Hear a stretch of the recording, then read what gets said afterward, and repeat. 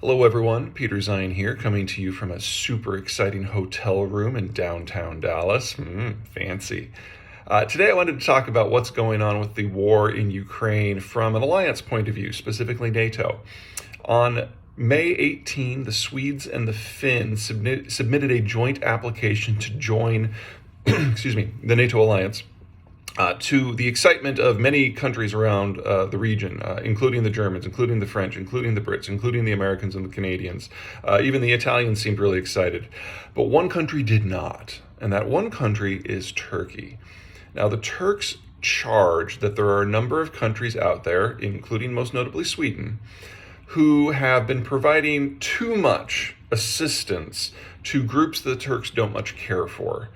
The group in question are the Kurdish militias that operate not just in Turkey, but specifically in Syria, and who have been part of the Syrian civil war now since its beginning about, 7 years ago now?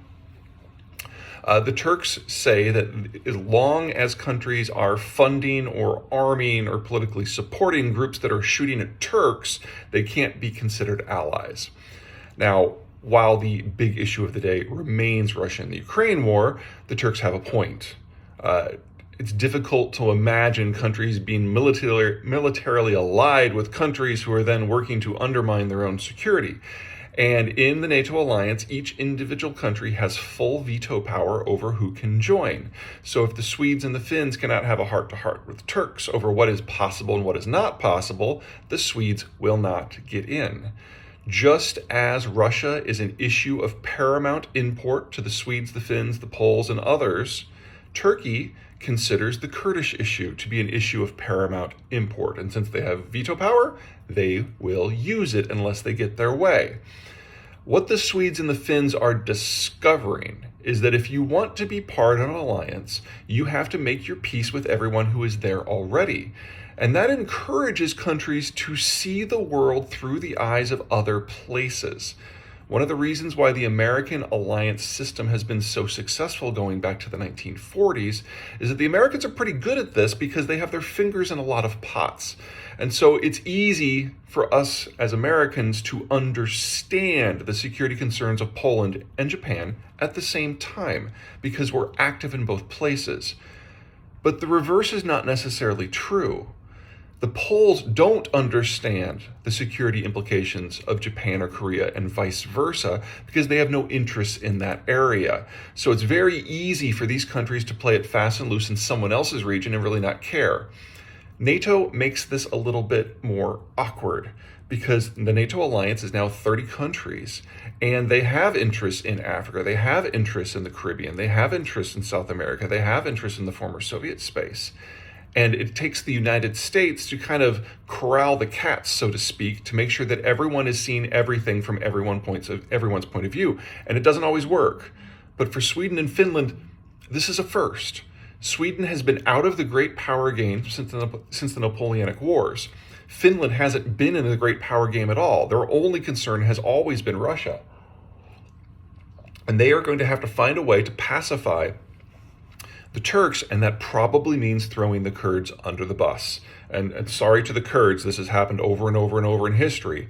But in order for the NATO alliance to get what it wants, in order for the Swedes and the Finns to get what they want, they're going to have to see this from Turkey's point of view. Now, this is hardly a new concept. It happens anytime there's an alliance that touches more than one region. I think the Quad in the Pacific and the Indian Ocean is a great example. Now, the Quad is an informal grouping of 4 countries, India, Australia, Japan, and the United States, with kind of the United Kingdom as a off-again, on-again member, that is designed primarily to hedge in the Chinese, to exchange political and technological information in order to work towards that goal.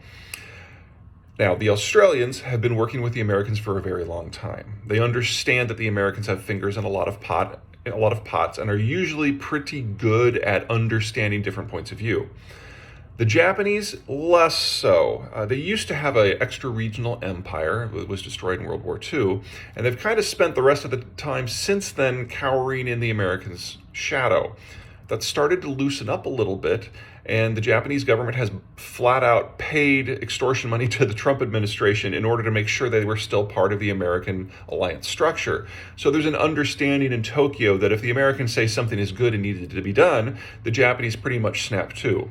Great example there would be the sanctions on Russia. Japan, despite trying to be neutral on all things Russia since World War II, was the third country to sign up for the sanctions package, which leaves India. India is an independent pole in international affairs. They have a country that they're really concerned about too, really, Pakistan and especially China. And it doesn't really sink in with the Indians that there are other countries that might have concerns. So the Indians have turned into the biggest sanctions buster of the Ukraine war so far. Even the Chinese are drastically reducing their imports and exports to and from Russia. But the Indians are doing the opposite because they have not learned that an alliance means you have to see the world through someone else's eyes. So Sweden, India, same general problem. And at some point, they're going to decide that partnership with other countries is worth them swallowing some policies that those other countries don't much care for. For the Turks, it's the Kurds. For the Indian, it's going to be the Russians. We're not there yet, but we're getting there pretty quick because deglobalization is picking up speed and international supply chains are breaking down. And countries very soon are going to have to pick sides and decide what it is that they can live with and what it is they can live without. And that's as true for foreign policy and morals as it is for semiconductors and cars. That's where we're headed. Okay, so my projection here is that the Swedes will abandon the Kurds and that the Turks will approve Swedish and Finnish membership in NATO. But they've got to have that conversation first. The first round of that started this week. Negotiations next week probably will get us exactly what we need. There's an interest on both sides for this being resolved quickly. All right, that is it from me. Until next time.